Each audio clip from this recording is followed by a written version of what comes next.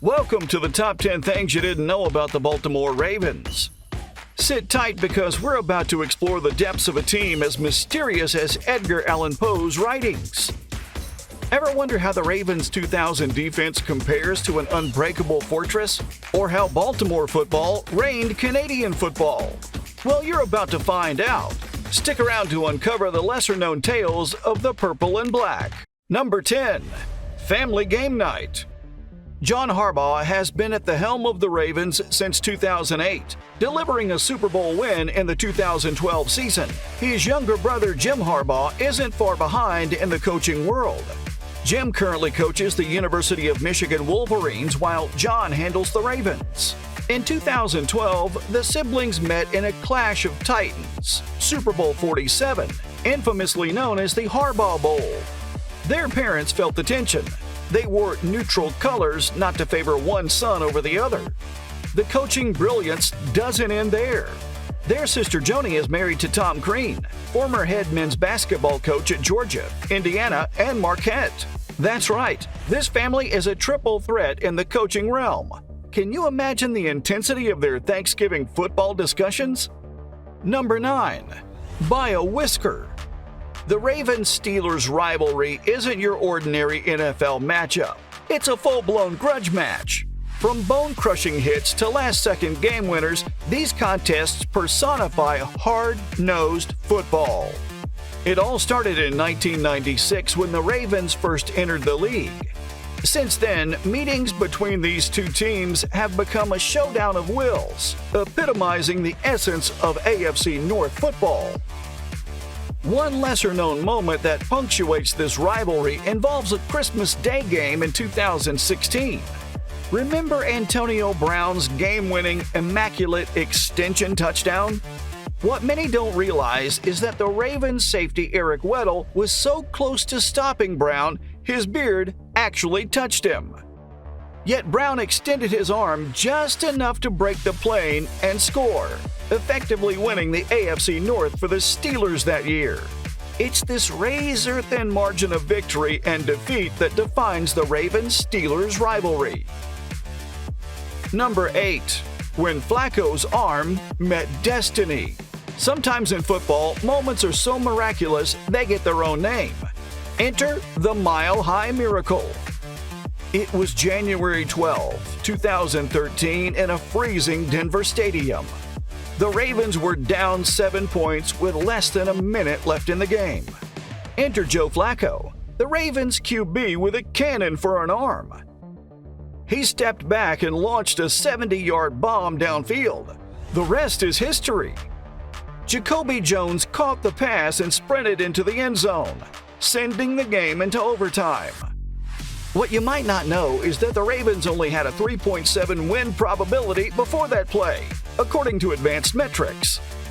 Furthermore, Jacoby Jones was battling hamstring issues that day, but you'd never know watching that play unfold. Denver cornerback Raheem Moore misjudged the flight of the ball, giving Jones just enough room. This catch paved the way for the Ravens to win in double overtime and eventually capture the Super Bowl. Number 7. Nevermore. The Baltimore Ravens name honors Edgar Allan Poe's legacy, linking to his famous poem. Initiated in 1996, the naming journey began post the franchise's move from Cleveland. Owner Art Modell spearheaded an extensive naming process involving research, discussions, focus groups, and fan polls. Ravens emerged as a favorite. A collaborative public poll with the Baltimore Sun saw Ravens outshine the other options like Americans and Marauders. This naming not only echoed Baltimore's literary tradition on the football field, but also resonated with the city's culture. Quote the Ravens, nevermore. Number 6. Baltimore, CFL champions. Before the Ravens landed in Baltimore, football fans had a different team to cheer for. The Baltimore Stallions. Formed in 1994 as a part of the Canadian Football League's U.S. expansion, the Stallions were a smash hit. In just their second season, they did the unthinkable, winning the Grey Cup in 1995. They remain the only American team to have won this Canadian honor. Here's a lesser-known fact. After the Stallions won the Grey Cup, there were negotiations to merge the CFL and NFL. Though the talks fell through, they sparked discussions about Baltimore receiving an NFL team. Just a year later, the Ravens were born, and the Stallions relocated to Montreal, renaming themselves the Alouettes. The Stallions might be a forgotten chapter for many, but they played a key role in paving the way for the Ravens.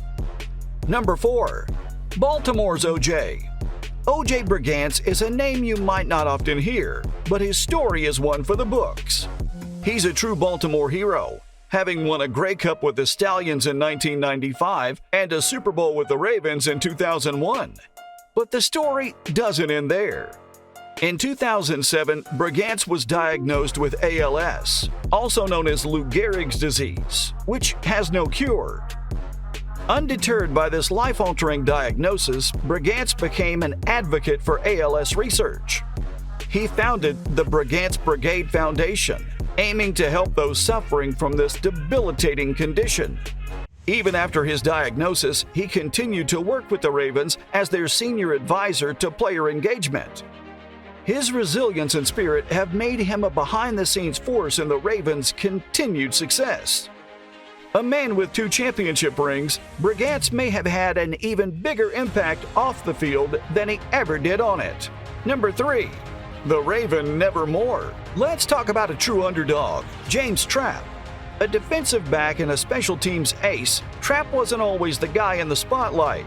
But don't let that fool you. He made his presence felt when it mattered the most.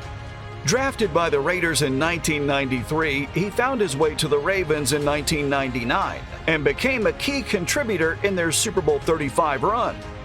Trapp was a part of that legendary Ravens defense that held the New York Giants to 0 offensive points in the big game. Whether it was shutting down receivers or making key tackles on special teams, he showed up when the stakes were high. This man spent a majority of his career as a backup, but delivered in a way that forever etches his name in Ravens history. Number 2. The 2000 juggernaut. When NFL fans talk about defense, the 2000 Ravens often come up in the conversation. Sure, everyone knows about Ray Lewis and his MVP performance in Super Bowl 35, but do you know about the unheralded strategies and lesser-known players that made this defense a legend? For instance, while defenses usually rotate linemen to keep them fresh, the Ravens rarely did. They believed in wearing down the opponent over 4 quarters, and it worked. Another little-known gem is that they practiced against a scout team offense, running plays at double speed. This made the actual game seem slow, giving defenders an edge.